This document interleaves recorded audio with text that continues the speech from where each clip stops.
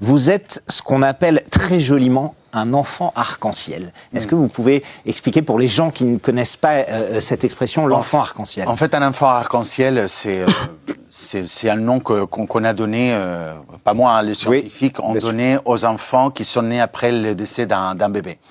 Et ça a été le cas de mon cas, le cas dans ma famille.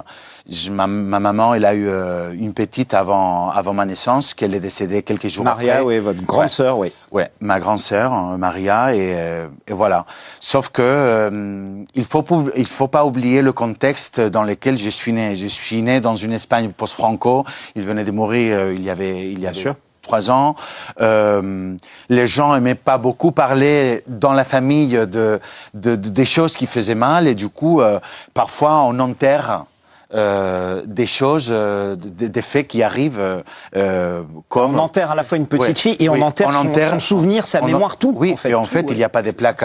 Il n'y a pas de plaques aujourd'hui au cimetière. Personne nous a parlé dans la famille. J'ai eu connaissance de la naissance de ma grande sœur très tard. À l'âge de 32 ans. Ouais. Et incroyable, vos parents n'en ont jamais parlé. Jamais.